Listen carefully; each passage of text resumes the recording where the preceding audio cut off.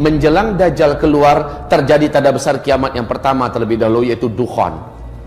Dukhan ini, seperti penjelasan Michel Penn, pakar astronomi dunia yang paling senior saat ini, beliau menjelaskan hanya terjadi apabila bumi mengalami hantaman meteor, daratan bumi.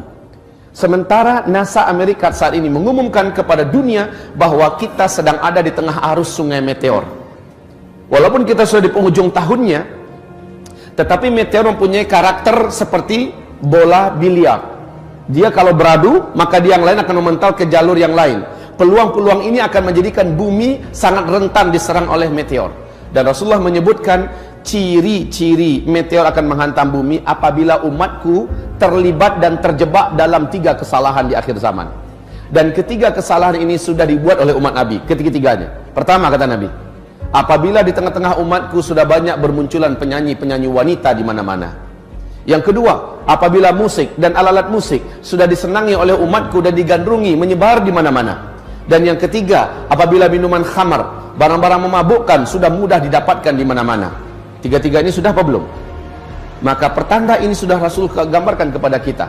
Kaum muslimin yang kami muliakan, Rasulullah SAW menyebutkan apabila terjadi hantaman meteor, seperti pernyataan Abdullah ibnu Abbas, maka berikutnya yang terjadi adalah dukhan.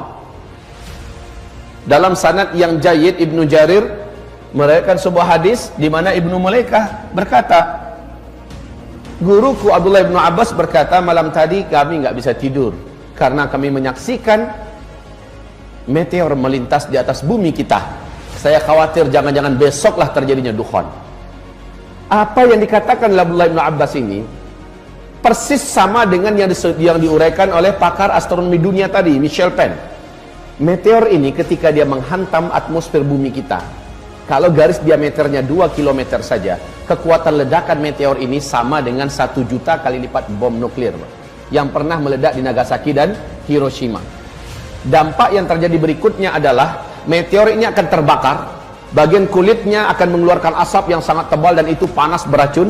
Kemudian bagian kulit ini lepas dari intinya dan dia membentuk meteor-meteor kecil yang akan menghunjam bukit-bukit kita, gunung-gunung kita, kota-kota kita akan menjadi hujan meteor. Sementara yang intinya mengandung sidrid. Sidrid ini adalah kandungan dari zat besi. Pergesekan yang sangat ekstrim menembus lapisan atmosfer kita menyebabkan timbulnya medan magnet yang teramat sangat kuat. Dampaknya yang langsung terasa oleh manusia di bumi adalah semua besi dan logam yang ada di muka bumi akan langsung terinduksi.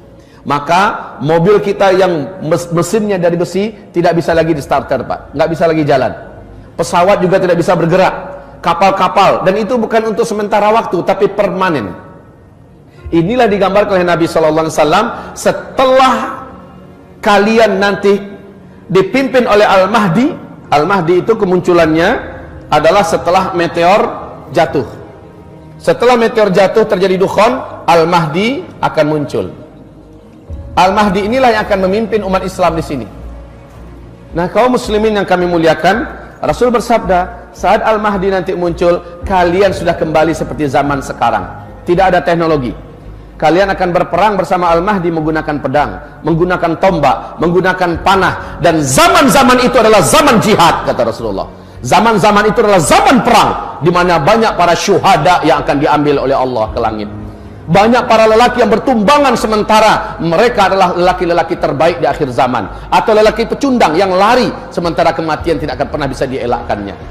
Kaum muslimin yang kami muliakan, zaman di mana kita hidup sekarang, kita akan dihadapkan kepada fenomena yang sangat berat ini. Taib, meteor ini jatuh, semua teknologi musnah. Ketika menghantam laut, kata Michel Penn, kekuatan ledakannya yang sama dengan 1 juta kali lipat bom nuklir itu menjadikan hadirnya tsunami setinggi 230 meter. Bila jatuhnya ke kutub utara atau kutub selatan, kutub itu akan meleleh. Maka permukaan air laut akan naik 7 meter lagi. Banyak sekali kota-kota besar di muka bumi yang dibangun di tepi pantai akan tenggelam, termasuk Jakarta, Chicago, New Zealand, dan kota-kota besar lainnya. Kemudian apabila jatuhnya di daratan, maka ini yang paling pas dengan terjadinya dukhan. Ini yang paling pas dengan terjadinya dukhan. Sebab apa? Ketika jatuhnya ke daratan, kekuatan ledakannya yang teramat dahsyat radius dari titik jatuhnya ke 100-200 km, seluruh makhluk hidup akan langsung menguap menjadi karbon.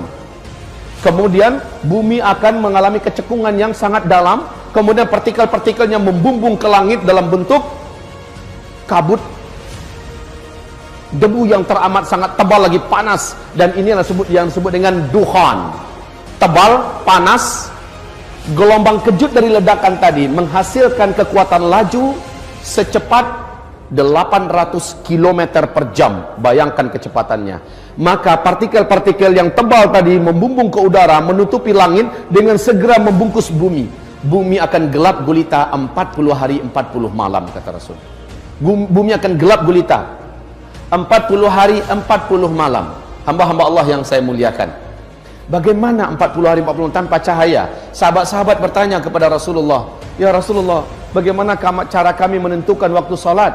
Nabi mengatakan, salat kalian kira-kirakan saja ketika itu. Siapapun yang berusaha melihat, walaupun telapak tangannya didekatkan ke wajah seperti ini, dia tidak akan mampu melihat apa-apa, gelap gulita. Setelah matahari kembali nampak, dukhan tersisih, ya, kita akan dikejutkan dengan pemandangan lain. Apa itu? Bumi akan diselimuti oleh